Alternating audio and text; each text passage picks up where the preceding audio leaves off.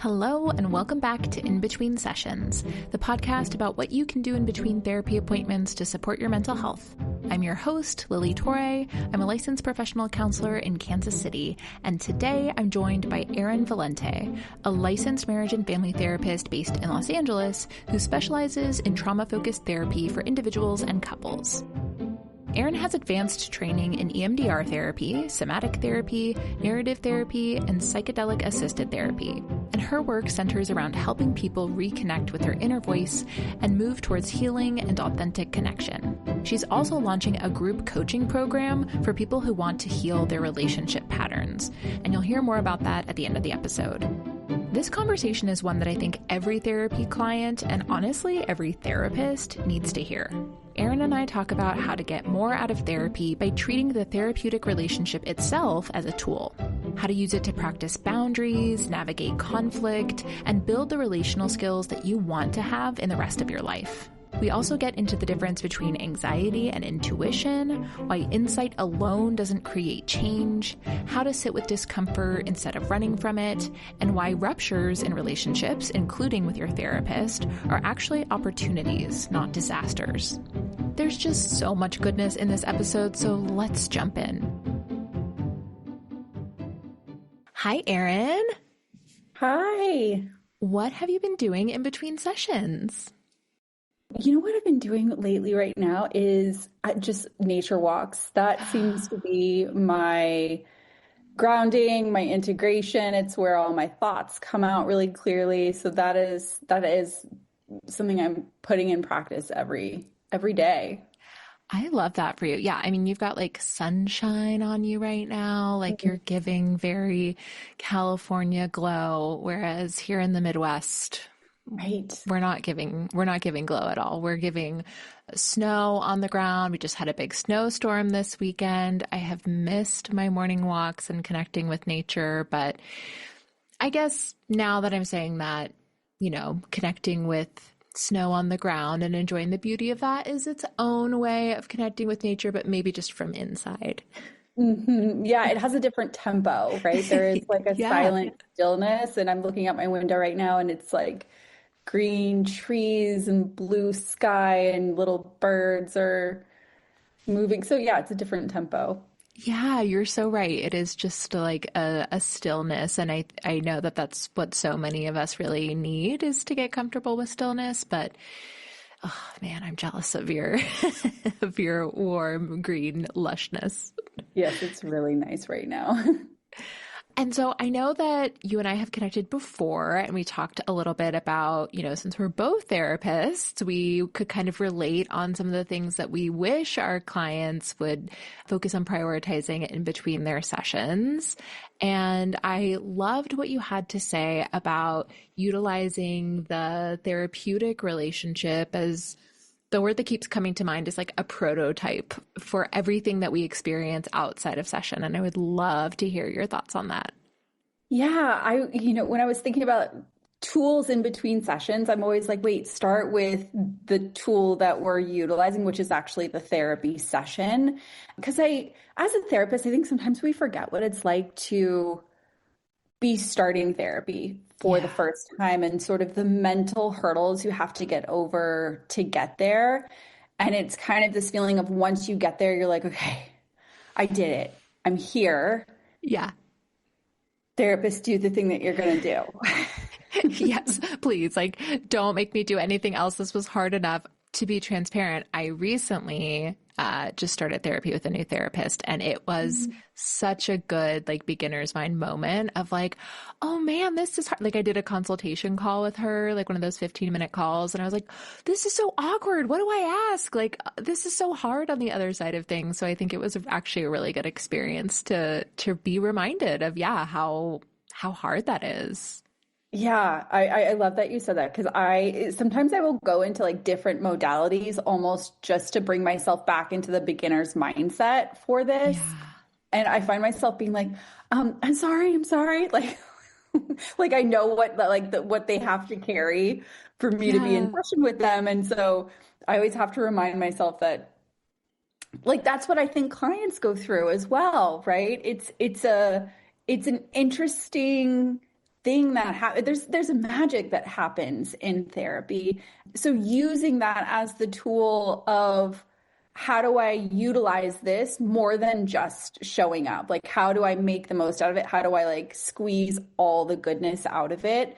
And as a therapist, we're like, squeeze it, get all the gold. Like we will happily give you whatever it is you need, but we love direction. Yeah, absolutely. And so I'm curious, what are some of the ways that you feel like you've either seen clients do this successfully or that you wish that they would? Yeah, I always want to remind clients like we're not mind readers. We don't know. And the relationship, we know this, right? The relationship is the most important part of therapy. It's going to determine how successful you are more than any like modality that your therapist is using. And so because it is a relationship, it's a special one, it has to be back and forth and reciprocal. And so it's always starting with, does this relationship feel right? Yeah. And I think you have to be able to like split apart, does it feel right or is it uncomfortable? Because it's supposed to be uncomfortable. Yes. So uncomfortable doesn't always mean not right. Right. So even starting with like, how do I know that this will be a right fit before you even start? Because once you get in, it can get confusing about like what's right, what's not what, but we're talking about uncomfortable things, right? So I think having clients ask themselves beforehand, like, what kind of therapist do I want? How will I know it would be a good fit? What's the feeling I get when I'm around them? How would I be open, right? So just even starting there. Yes, I love that so much. I always recommend that, when people reach out and they want to do a consult call and we'll do like the 15-minute call, I always ask, like, how many other therapists have you reached out to? Like, I really encourage people to try to do 3 so that you can really kind of compare and see what feels different. But what you're describing is bringing up for me something that I feel like has been on my mind so much recently, and it's come up with clients a lot, is you were saying like, is this uncomfortable because it's new or because it's not the right fit? And for me, that brought up anxiety versus intuition. Like I have so many clients who will be like, I get this voice in my head that tells me, like this isn't right, or I can't do this, or I shouldn't go there. Something bad's going to happen. And like, is that my intuition telling me, or am I just anxious? And I'm curious if you have any thoughts on that. I do. I have such thoughts on this. I always tell my clients that intuition is clear. There's no urgency. Yeah. When it's fear or anxiety, there's an urgency to like think deeper, to check, to doubt, is it not, right? Like that is fear. Intuition, it's clear. Going back to, you were saying, it's snowy, it's still. That's kind of what intuition feels like. Yeah. Yeah. It's a statement, not a spiral. Yeah. I love that. And so, yeah, I think that you totally get that feeling from like that 15-minute consult of like, that felt good or that didn't feel good. And I don't need to have a clear, articulate explanation of like why that didn't feel good or why it did. But just being able to kind of trust your gut on that when it gives you that statement. Absolutely. And I do all of my consultations over Zoom because I want people to see me. I want them to feel what it feels like to be across from me, especially with consultations, because it's a little bit more removed. You're not diving in. Yeah. Because that's the most important thing. It's like, is this somebody that I'm going to want to talk to? Absolutely. And, just like we're talking about, like this person is going to be, that prototype, if you will, for what you feel comfortable trying on relationally.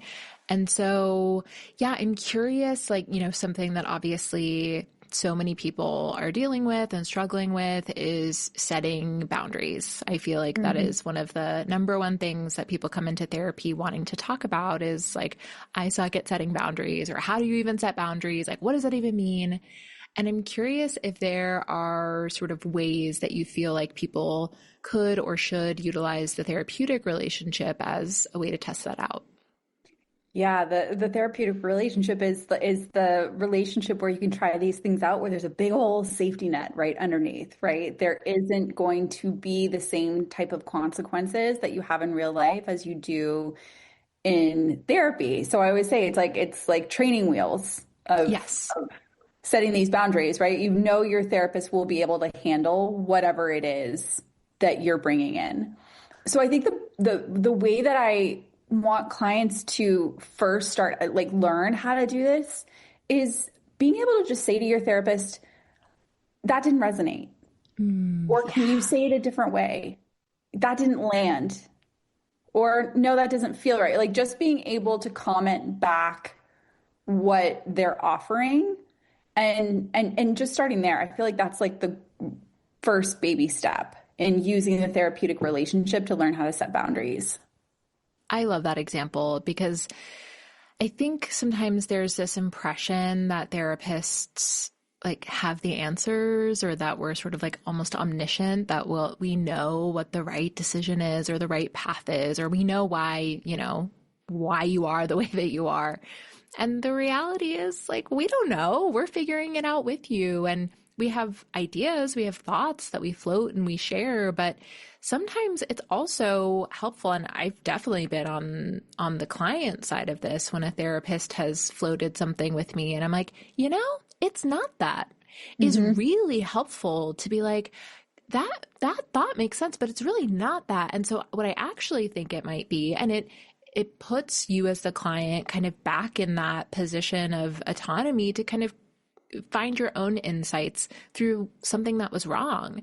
But if I didn't feel like it was appropriate for me to tell my therapist no, then now we're down a whole rabbit hole of wrong because Right. she's in the wrong direction. We're going down the wrong path. And as the client, I guess you just sit there quietly and be like, yeah, definitely that. And then cancel next week. Yeah, right. Be like, she didn't understand me. And it's like, Right. well, you didn't give her the chance to, and Yeah. so finding, the generosity in correcting Mm. someone when they're wrong. Yeah, absolutely. And I think even like a worse situation is that they go ahead and put it on and start wearing it as if it's the truth Yeah. and then it doesn't fit and they feel even more misaligned. And I always remind clients like it's not always about finding the right answer. Like the wrong answers are just as useful. Like sometimes I'm like, let's lay out all the possibilities, even the ones that you like wouldn't even consider. That's still a lot of information. It still gives you so much information to work with. I love that. And it again kind of normalizes being wrong or just floating something, and like maybe it's like brainstorming, like there are no bad ideas in brainstorming. And I think treating therapy a little bit more that way can be helpful for both the client and the therapist. Yeah, absolutely. And I'm curious how you feel like people can bring the learnings from this relationship like outside of the therapy room. Like, what does that look like?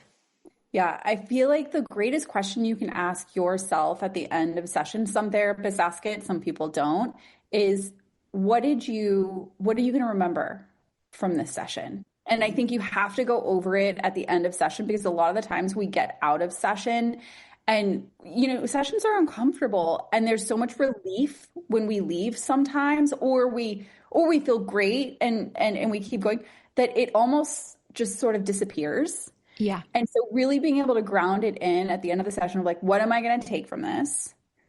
And how am I going to apply that somewhere, right? If it's, I react like my mother, I react like my mother in relationships. Okay, so what would me be doing something differently look like? I'm going to Yes. practice that. I'm going to practice it 3 times this week. I'm going to practice it 1 time this week.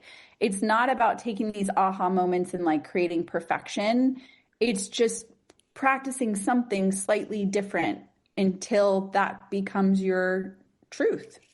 Absolutely. I mean, I think therapy can be and so often is so insight driven of like finding these insights and the moment where you realize that you're just like your mother or you do this thing because your mom did it, and I feel like I'm picturing in like movies and the TV shows that like the aha moment is then like the thing that changes their whole life. But the reality is it's what you do with that aha moment. And so I love what you're saying of taking that moment at the end of session to be like, okay, so like what was the key takeaway today?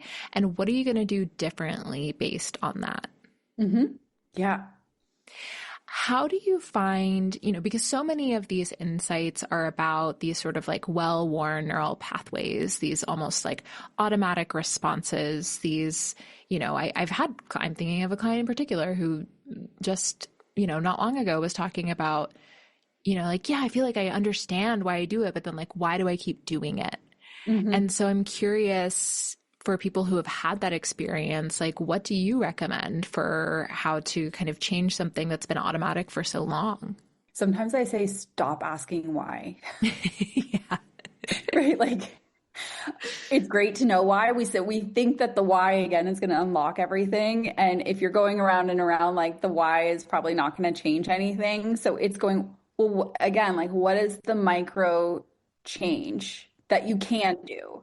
Because again, I think we get so stuck in almost the fantasy of what this change is going to look like. And truly what change is, like I have clients who had a vision of what this change was going to be. And a year later, they're living it, they're breathing it, they are in the change, but it doesn't really feel any different because it was micro changes that got them there, right? So there wasn't this like magical moment. It was all this very gradual thing. And so instead of focusing on the very end point, it's just focusing on the next step forward. Yes. And I use this kind of like experiment language with my clients a lot of like, okay, what are we adding to the experiment this week? That, the thing that you learned last time, you were implementing it in between sessions, and then you come back and you're like, here's the result of that 1 week or 2 week experiment. Here's what I think we need to adjust. And that aha moment, that insight, the fact that we can recognize like this is a well-worn habit, this is the way it has always been for me, means that like, yeah, we don't know what's going to change it. If you knew, like you wouldn't be here. And so we're trying things, and those changes might be really small, maybe, if something's cyclical, maybe you go through the entire cycle, but that very last step you veer off from it. And guess what? Like you broke the cycle. That's all it takes. It's just one little moment to be different. Yeah. I love it. I love that you use that language of experiment, because it makes it so much, it means that like there's no mistakes. You can't mess up. Yes. And it, for me at least, creates such access to curiosity, because when we're experimenting in something, it's like, well, what's going to happen? Let's find out. Like if I do this thing, like, will I still turn to alcohol? If I do this thing, will I still turn to drugs? Will I still do this? And it takes so much of the sort of feeling and shame and guilt, or, desperation, honestly, is the word that's coming to mind. So many people come to therapy kind of desperate for things to be different. And when we can just get kind of like curious and interested and excited about it, I find that people are able to persist longer when change doesn't feel like immediate. Absolutely. Yeah. Another, I feel like for structure, this would be a good question to come at the end, but it keeps coming to my mind, so maybe we should talk about it now. But another aspect of the therapeutic relationship that keeps coming to mind is termination. And I feel like that is such an opportunity to practice a healthy ending of a relationship. Yeah, I'm curious about your thoughts on how to kind of get the most out of ending your therapy process. Yeah, I actually have in my informed consent that I like require a termination session, and I talk about it in the intake, because I do think it is such an opportunity to end a relationship in a really healthy way. Even if there's a rupture, because sometimes there are, and being able to like talk through that. So, I mean, in my termination sessions, I usually, it's the discussion is around what were the tools you gained, right? Like what were the tools you gained, what worked, and what are you going to take with you? And how would you know that it's time to come back? And I always think about not when the house is on fire, but 10 steps before that Yeah. is a big part of it. And with all of my clients, I do once a year, I will do almost like a recap of the work we've done over that year. And I think them being able to hear my perception of their progress, again, that opens up that relational aspect of like how to take positive feedback.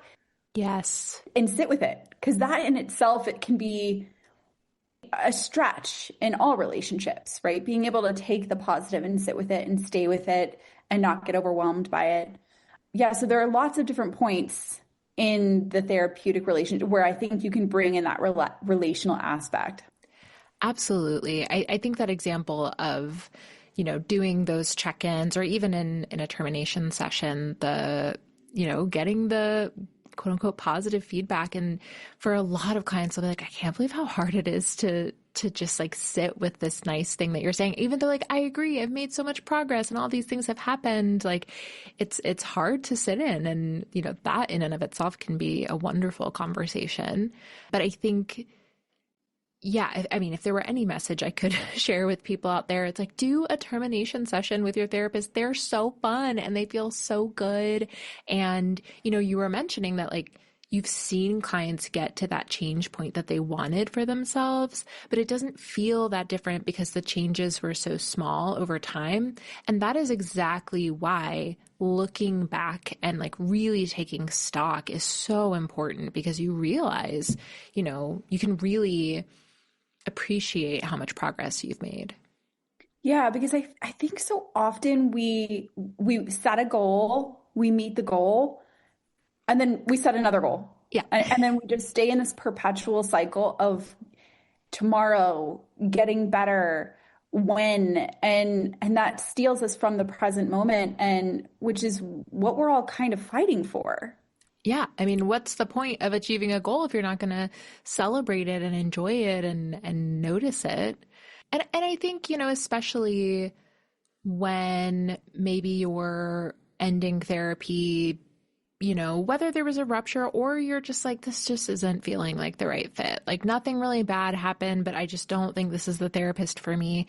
It is still such an opportunity to practice that relational skill of, essentially like a breakup. Like, how do you just communicate to someone without ghosting them that this isn't working for whatever reason? And, we have to hope that, most therapists are going to take it pretty well and give you that opportunity to practice that experience without it being super fraught with, a lot of pain and difficulty. Yeah. And I remind clients, it's about like keeping yourself at the center, right? What was it you were needing or wanting that maybe you weren't getting, and letting that just be an opportunity where you can share that with someone who will be able to hold space for that. I think it's a really great practice. Yes. And then, we've mentioned ruptures a few times, but for the listener, would you be willing to give an example of like what that might look like in therapy? Yeah. I was just thinking, I was like thinking about any kind of like ruptures that I've had. And anytime there was a rupture, again, it's this like really great opportunity to let your client feel what a repair looks like and feels like. And there was one time where I was doing an EMDR session with someone, which you go pretty deep with an EMDR session. And there wasn't enough time at the end for me to really close it the way that I had wanted to. We were like in something really important and I wanted to finish it, but you really need like a good 10 minutes after that to get your client back into a place that feels really good. And so I made a decision, and the decision was I wanted to finish that moment and maybe shorten the resource a little bit. And they felt really dysregulated when I had to end the session. And they reached out and we were able to talk about it. And I was like, you know what? I jumped on the phone with them right away and I was like, you're right. I didn't close it well. I should have extended it a little bit more. I should have paused and been like, I'm going to call my next client and move them. And I think having someone say, yeah, I I made the wrong choice. Yeah. And without defending or explaining, just being really present and then asking, like, what was that like for you?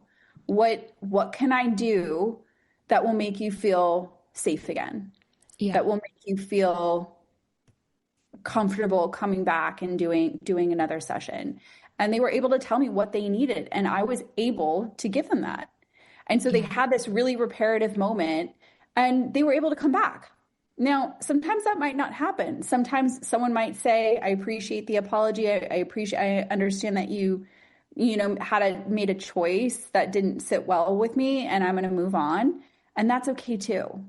Absolutely. Well, and I think, the fact that you were able to, initiate repair with that person, like that is the reason that I think, yes, it requires emotional labor. Yes, it requires generosity on the part of the client, but to take the opportunity to give your therapist the feedback rather than just ghosting, it can be a really healing experience for the client to see what it looks like to share with someone the impact of their actions and have it be received well. And from the therapist perspective, it's also like you can't always know, again, like therapists are not omniscient. Like you couldn't have known what was the right choice necessarily in that moment, and you made a choice, and you never know. Let's say you had reached out to your next client and asked to reschedule so that you could continue with this client. Like maybe that would have been a rupture for that client. Like you can't go through life without ever harming anyone, no matter how hard you try.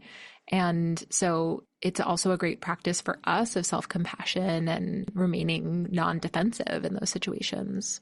Yeah. And something you said just made me think, ruptures are not always mistakes. And I think ruptures can be so uncomfortable, whether in therapy or out of therapy, that it feels like some huge mistake has been made. And someone was wrong, someone was right, I can't trust you anymore, right? This is what we see out in life. And it's being able to go like, oh no, a rupture is like an opportunity where we can understand each other in such a better way and really actually create a stronger relationship, because we had a little rupture and then we built a new foundation that feels even better. And this is how we learn about each other. And this is how we become stronger is through rupture. Yes, exactly. And again, with what we're talking about of the therapeutic relationship being, a space to try out things for the real world, like you're going to have ruptures with everyone in your life at some point, like an argument with your partner or a conflict with your parent, or, it happens all the time. And so that's part of what you're practicing. If everything always goes perfectly in therapy, you're not getting that opportunity to practice what it looks like to handle an imperfect situation. Yeah, absolutely. Same thing with relationships in life, right? Like if everything's going right in the relationship, my guess is you guys are not learning or growing or shifting. Right. Yeah. Or it's the result of having done a lot of growing and learning and shifting. And now you're kind of receiving the benefits of that. But yeah, I mean, it's so important to practice that. And I don't know if how totally connected this is, but I'm thinking of a friend who is actively dating and, he's ended things with a few people that he went on 1 or 2 dates with and, just wasn't feeling it or whatever. And he says that he's had more than one person when he's reached out. He has like a no ghosting policy. So he always says like, I had a really lovely time with you, but I don't think it's going to work, or whatever he says. And he's had more than one person respond and say, I wish you had just ghosted. Which is so funny to me because it's like, you can't win. Like when it comes to a breakup, there's no winning. But I think, what that signals to me is that being clear with our communication and being open and honest, there's emotional labor and vulnerability required there that doesn't always feel great. Yeah. And I think rupture and repair is such an example of that. Yeah. We've become so uncomfortable with being uncomfortable. Yeah. We, how relationships and social media and these blogs have made it seem that any discomfort means something is wrong or something is bad or go in the other direction or red flag this and should have that. And it's going, no, being uncomfortable is part of the human experience and it's part of human relationship. And we'll be okay. It's going to be okay. Yeah. Like just because you feel a negative emotion in response to something someone said doesn't mean that they shouldn't have said it or that they were wrong. Yes. So beautifully said.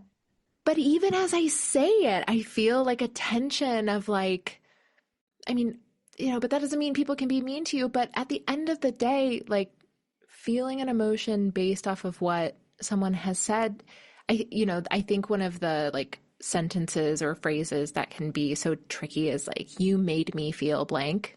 Hmm.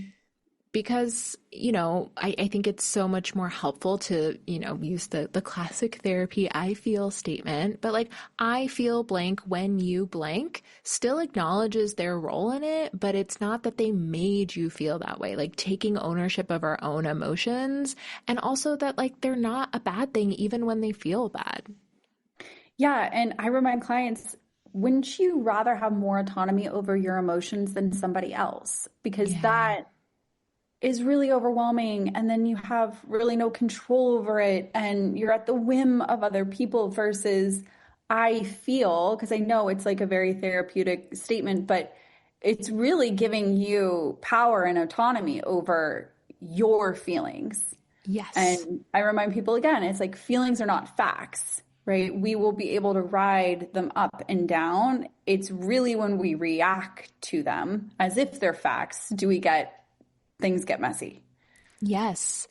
And I have to say this because if any of my clients are listening, they're going to laugh when they hear that I always talk about feelings are not facts, but I always add, but it is a fact that you feel that way. Mm, I understand the original intention of that phrase. I think sometimes it gets weaponized a little bit to like almost be like, that's not a fact. And it's like, well, mm, no, it is a fact that you feel that way. But mhm. the thought behind that feeling might not be a fact that you have to act from that place. Exactly. Yeah. And I had to shout it out because I knew clients of mine would be shouting, but it's a fact that you feel that way. Yeah. And I think people also weaponize that when somebody else is having a feeling that they are uncomfortable with. Yes. Feelings are not fact doesn't mean shut the feeling down.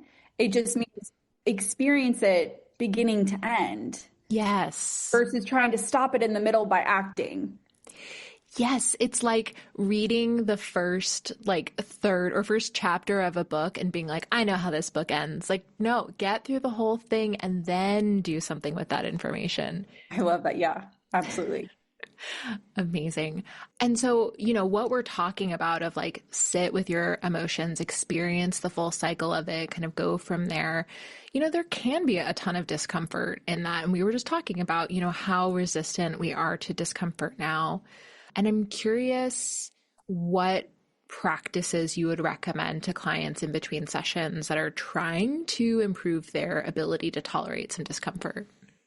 Yeah, I always go to the body when it comes to that. And so I'll have clients and, at a session, right? Okay, we feel it, right? Where do you feel it in your body? And just stay with the sensation in the body. And I'll say, set a timer. And you're going to time it for 1 minute, 2 minutes. And I just want you to notice, does the sensation shift or change in that 2 minutes? So you're not sitting there going like, wow, this is really painful. Oh my gosh, I don't know if I can handle this. Because when we feel that overwhelming feeling in our body, we'll create a story around it. Yep. And so just sit with it and take note.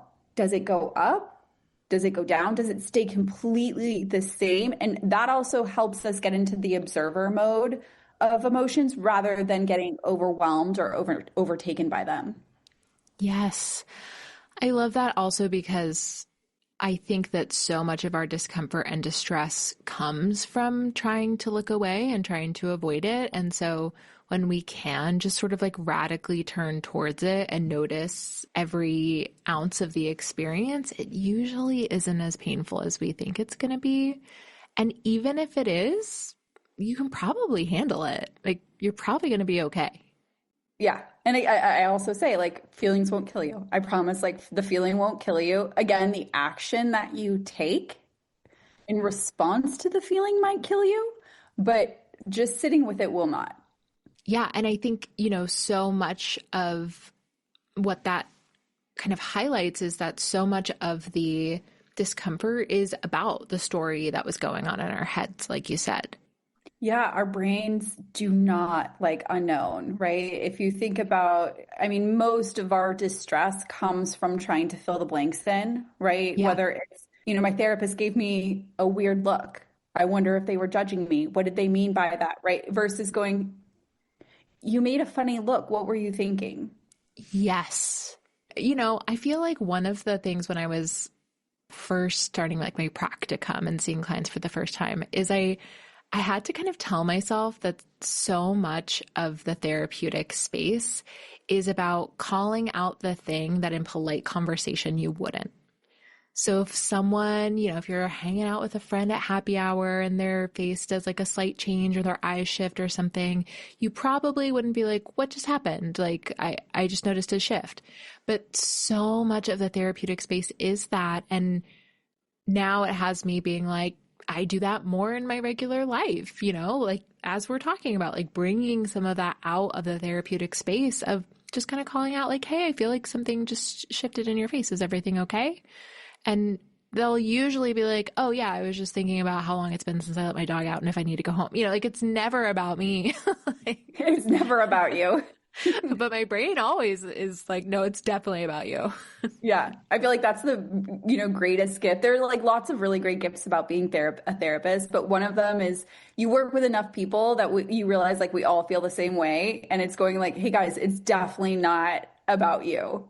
Yeah. And I take that to myself as well. Like I know it's not about me because I talk to tons of people all day, every day experiencing that same feeling and it never is. Yeah, absolutely. I have so enjoyed this conversation and I'm feeling very curious about what you're going to do before your next session. Yeah, what I'm going to be doing before my next session is I'm putting together a group coaching program for people who have gone through a separation or a divorce and where they find themselves in that moment where they're going, okay, I feel like there's a pattern repeating here. And so it's going to be a group coaching program about figuring out what that pattern is and how to break it. So that's what I've been doing between all of my sessions right now.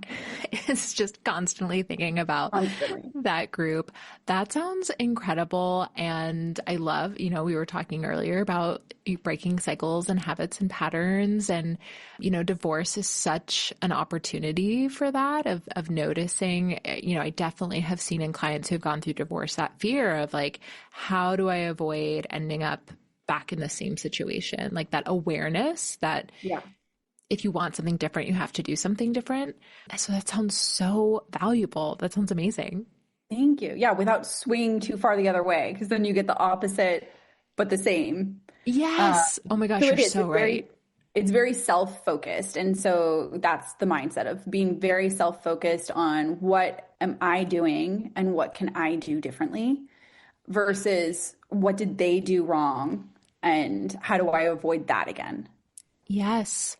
Oh my gosh. I feel like so much of what we've talked about today, like connects to that kind of recognizing that, you are the common denominator in every relationship in your life, whether that be your marriage, your parents, with your therapist, with your friends. And so noticing those patterns and, really taking that ownership. Erin, thank you so much for taking the time to chat today. I so enjoyed your perspective on what clients can do in between sessions, how they can take their learnings from therapy and their practices from their relationship with their therapist to improve their life outside of therapy. I think that is such an incredible perspective, and I just really appreciate your time. Thank you so much. I had so much fun. That was Erin Valente, and I have a feeling this one is going to stick with a lot of you, whether you're currently in therapy, thinking about starting, or just trying to figure out how to take what you've already learned in therapy and actually live in alignment with it. The thing I keep coming back to is the idea of the therapeutic relationship being like training wheels. It's a place to try things with a safety net underneath you. Things like saying, that didn't resonate, sitting with a rupture, taking in a compliment. And then slowly you take those skills out into the world. And that's really what this podcast is about. So your in-between sessions homework this week is to take a moment at the end of your next therapy session and ask yourself, what am I going to remember from today? And what's one small thing I can do differently this week because of it? Just one micro change. Then treat that change like an experiment. And if you're not in therapy right now, you can apply this same idea in your next conversation with a friend or a loved one. What's my takeaway from this conversation? How can I apply it in my life? If you're interested in working with Erin, you can find her and learn more about her group coaching program at the links in the show notes below. Thank you so much for listening to today's episode. I hope you'll share it with someone in your life, maybe someone who's in therapy and wants to get more out of it. And please leave a review for the podcast if you haven't yet. It really does help more people find the show. Take great care of yourself, and I'll see you next time in between sessions.